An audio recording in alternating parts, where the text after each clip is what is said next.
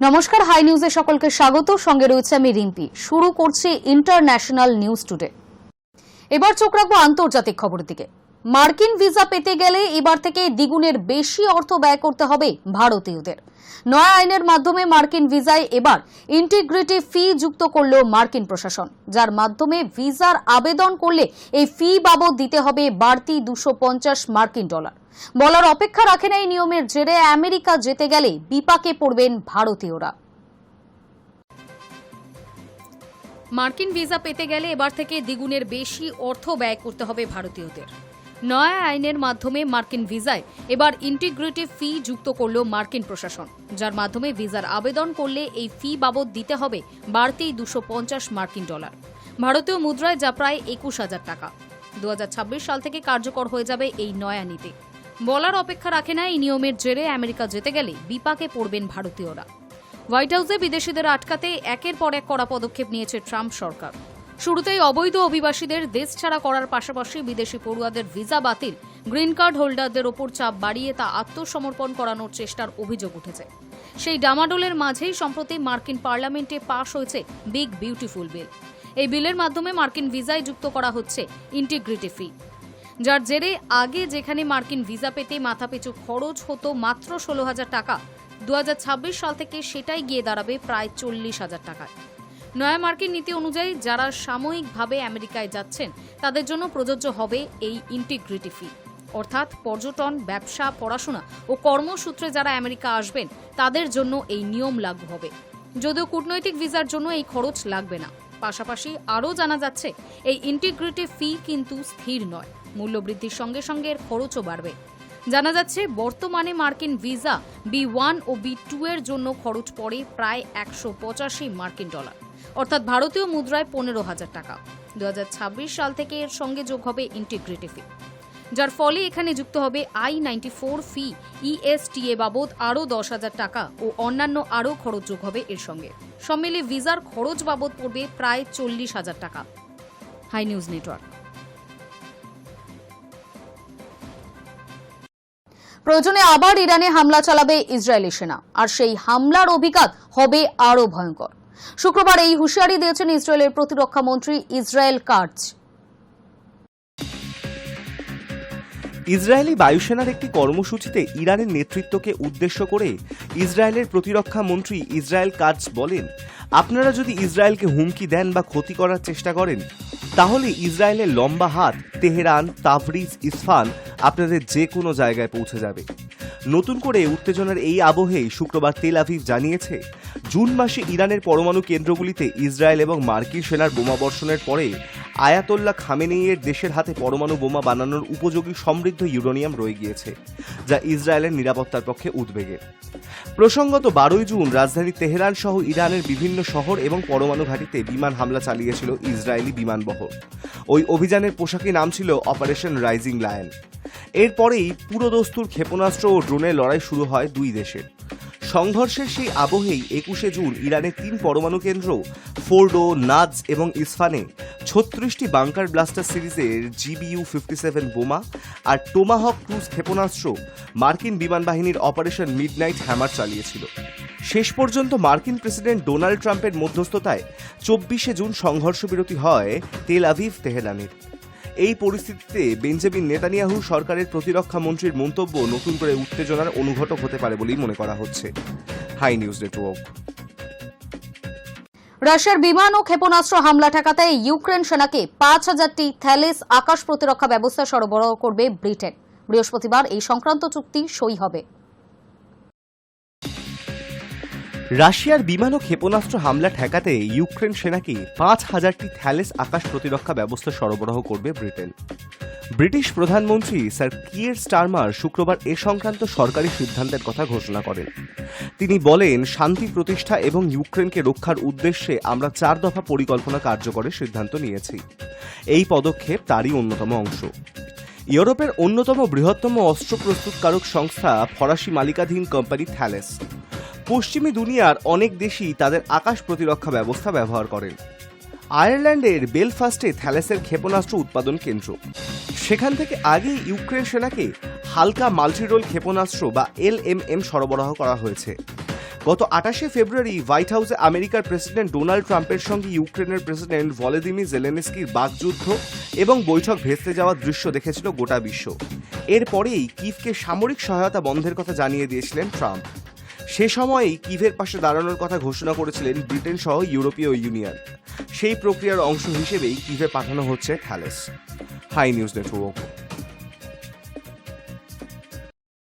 মায়ানমারের গৃহযুদ্ধের কারণে গত 1.5 বছরে নতুন করে আরও 1.5 লক্ষ রোহিঙ্গা শরণার্থী সীমান্ত পেরিয়ে বাংলাদেশে আশ্রয় নিয়েছেন। রাষ্ট্রপুঞ্জের শরণার্থী বিষয়ক হাই কমিশনের সাম্প্রতিক রিপোর্টে একথা জানানো হয়েছে। ওই রিপোর্ট বলছে, নতুন আশ্রয় প্রার্থীদের অধিকাংশই নারী ও শিশু।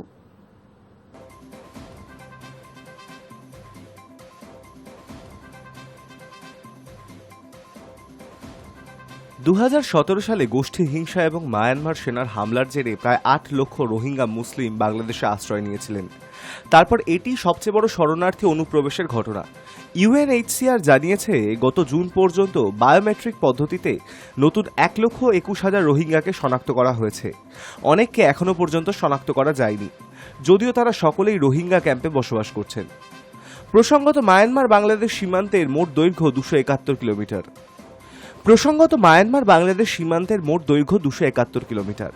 গত 2 বছরের যুদ্ধে জুন্টা সেনাকে হারিয়ে তার পুরোটাই দখল করে নিয়েছে বিদ্রোহী জোট থ্রি ব্রাদারহুড অ্যালায়েন্সের বৃহত্তম সশস্ত্র গোষ্ঠী আরাকান আর্মি।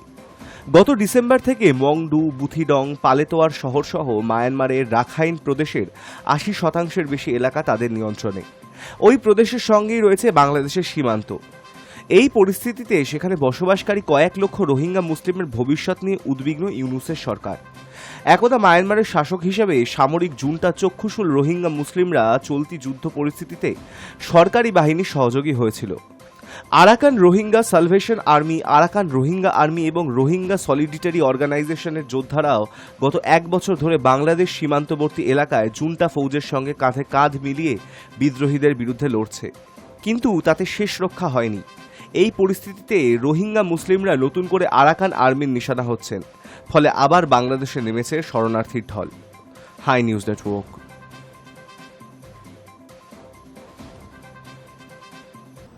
স্বাধীন ও সার্বভৌম কুর্দিস্তান রাষ্ট্র প্রতিষ্ঠার স্বপ্নে ইতি টেনে দেওয়া হয়েছিল 2 মাস আগে। এবার তুরস্ক এবং ইরাকের সামরিক বাহিনীর উপস্থিতিতে অস্ত্র সমর্পণের প্রক্রিয়া শুরু করল কুর্দ সশস্ত্র বিদ্রোহী গোষ্ঠী কুর্দিস্তান ওয়ার্কার্স পার্টি। সংবাদ সংস্থা রয়টার্স জানিয়েছে, উত্তর ইরাকের পার্বত্য এলাকার 100-এরও কাছাকাছি পিকেক বিদ্রোহ অস্ত্র সমর্পণ করেছেন। গণতন্ত্রপন্থী কুর্দদের রাজনৈতিক সংগঠন ডিইএম পার্টির নেতৃত্বে অস্ত্র সমর্পণ কর্মসূচিতে যোগ দিয়েছিলেন শুক্রবার। প্রসঙ্গত, গত ফেব্রুয়ারি মাসে পিকেকের অন্যতম প্রতিষ্ঠাতা নেতা তুরস্ক জেলে বন্দী আবদুল্লাহ ওসালান সংগঠন ভেঙে দিয়ে সংঘর্ষ বিরতির বার্তা দিয়েছিলেন। তুরস্কের প্রেসিডেন্ট রিচেপ তাইপ এরদোয়ানকে প্রতিশ্রুতি দিয়েছিলেন 4 দশকের সশস্ত্র লড়াইয়ের পথ ছাড়বেন কুর্দ যোদ্ধারা। এরপরে মে মাসে পিকেকের নেতৃত্বে আনুষ্ঠানিকভাবে অস্ত্র সমর্পণের সিদ্ধান্ত ঘোষণা করেছিলেন। 1999 সালে আবদুল্লাহকে গ্রেফতার করেছিল তুরস্কের সেনা। তারপর থেকে তিনি জেলবন্দী, কিন্তু গত 26 বছর ধরে বন্দী থাকা সত্ত্বেও কুর্দ জনজাতির মধ্যে তার প্রভাব কমেনি। উল্টে আবদুল্লাহর দেখানো স্বাধীনতার স্বপ্ন বুকে নিয়ে সশস্ত্র লড়াই চালিয়ে গিয়েছেন তার সহযোদ্ধা ও অনুগামীরা। তুরস্কের সেনার হামলায় গত 4 দশকে প্রায় 40,000 কুর্দ নিহত হয়েছেন। পশ্চিম এশিয়ার 4র্থ বৃহত্তম জনগোষ্ঠী হয়েও কখনো স্বাধীন রাষ্ট্র গড়তে পারেনি কুর্দেরা। পিকেকের নিরস্ত্রীকরণ এবং বিলুপ্তির কুর্দিস্তান আরও একটি সম্ভাবনার ইতি ঘটল। Hi news network. ইসরায়েলি হানায় বিধ্বস্ত লেবানন পাবে সামরিক সাহায্য। যুদ্ধবিমান বিক্রিতে অনুমোদন দিল ট্রাম্প। $10 কোটি চুক্তি অনুযায়ী লেবাননকে এবার A-29 সুপার টুকানো যুদ্ধবিমান এবং তাতে ব্যবহৃত অস্ত্র যন্ত্রাংশ দেওয়া হবে। যুদ্ধবিধ্বস্ত লেবাননকে যুদ্ধবিমান বিক্রিতে সায় দিল মার্কিন প্রেসিডেন্ট ডোনাল্ড ট্রাম্পের সরকার। শুক্রবার আমেরিকার বিদেশ দপ্তরের এক প্রেস বিজ্ঞপ্তিতে একথা জানানো হয়েছে। $10 কোটি চুক্তি অনুযায়ী লেবাননকে A-29 সুপার টুকানো যুদ্ধবিমান এবং তাতে ব্যবহৃত অস্ত্র ও যন্ত্রাংশ সরবরাহ করা যাবে বলেই ওই বিজ্ঞপ্তিতে জানানো হয়েছে। হিজবুল্লাহ জঙ্গিদের বিরুদ্ধে অভিযান চালাতে গিয়ে গত 2.5 বছরে লেবাননের বিস্তীর্ণ এলাকাকে কার্যত ধ্বংসস্তূপে পরিণত করেছে ইসরায়েল। ইরানপন্থী শিয়া সশস্ত্র গোষ্ঠীর ঘাটের পাশাপাশি রাজধানী বেইরুটের অসামরিক এলাকা এবং লেবানন সেনার শিবিরেও নির্বিচারে ক্ষেপণাস্ত্র ও বিমান হানা চালিয়েছে তেল আভিভ। এই পরিস্থিতিতে ইসরায়েলের পড়শি পশ্চিম এশিয়ার দেশটিকে সামরিক সাহায্যে ট্রাম্পের অনুমোদন তাৎপর্যপূর্ণ বলেই মনে করছেন অনেকে। গত নভেম্বরে ইসরায়েল এবং হিজবুল্লাহর মধ্যে সংঘর্ষ বিরতি চুক্তি হলেও দক্ষিণ লেবাননের বেশ কিছু এলাকা এখনও দখলে রেখেছে বেঞ্জামিন নেতানিয়াহুর বাহিনী। পেন্টাগন জানিয়েছে দক্ষিণ লেবাননে মোতায়েন লেবানন ফৌজ গত নভেম্বর মাস থেকে ইসরায়েল ও হিজবুল্লাহর মধ্যে হওয়া যুদ্ধবিরতি কার্যকরের লক্ষ্যে কাজ করছে। যুদ্ধবিমান চুক্তি সেই প্রচেষ্টার সহায়ক হবে। ব্রাজিলে নির্মিত A-29 সুপার টুকানো বিমানগুলি মূলত কম দূরত্বে হামলা চালানো এবং নজরদারির কাজে ব্যবহৃত হয়। মার্কিন সংস্থা সিয়েরা নেভাদা কর্পোরেশন ওই যুদ্ধবিমান এবং সংশ্লিষ্ট অস্ত্র ও যন্ত্রাংশ সরবরাহ করবে লেবাননে। Hi news network. বিরোধীদের বিক্ষোভে দমন পীড়নের অভিযোগে কিউবার প্রেসিডেন্ট মিগুয়েল ডিয়াজ কানাল সহ দেশের শীর্ষ সরকারি আধিকারিকদের বিরুদ্ধে নিষেধাজ্ঞা জারি করল আমেরিকা। মার্কিন বিদেশ সচিব মার্কো রুবিও একথা জানিয়েছেন। কিউবার বিদেশমন্ত্রী ব্রুনো রদ্রিগেজ শনিবার এক্স পোস্টে মার্কিন নিষেধাজ্ঞার কঠোর সমালোচনা করেছেন। তিনি লিখেছেন, আমেরিকা কখনো কিউবার জনগণ বা নেতৃত্বের মনোবল ভাঙতে পারবে না। প্রেসিডেন্ট মিগুয়েল ছাড়াও নিষেধাজ্ঞার তালিকায় রয়েছেন সে দেশের প্রতিরক্ষা মন্ত্রী আলভারো লোপেস মিয়ারা, স্বরাষ্ট্রমন্ত্রী লাজারো আলবার্তো আলভারেজ কাসাস সহ কিউবার শাসক দলের কয়েকজন শীর্ষস্থানীয় নেতা।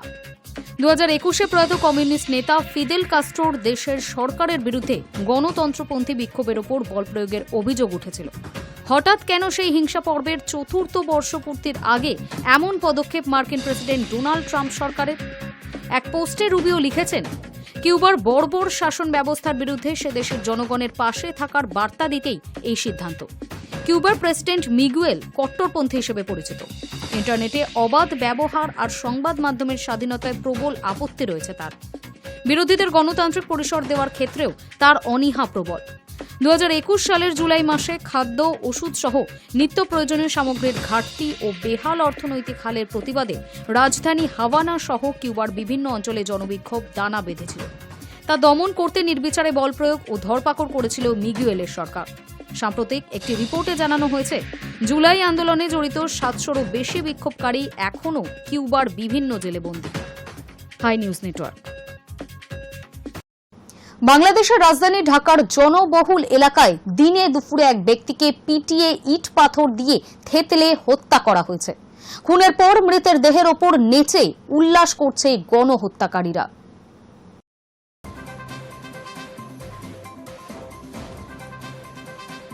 বাংলাদেশের রাজধানী ঢাকার জনবহুল এলাকায় দিনে দুপুরে এক ব্যক্তিকে পাথর দিয়ে পিটিয়ে থেতলে হত্যা করা হয়েছে। প্রাথমিক তদন্তে জানা গিয়েছে হত্যাকারীরা কোনো ঘোষিত জঙ্গি বা নাশকতাবাদী সংগঠনের সদস্য নয়।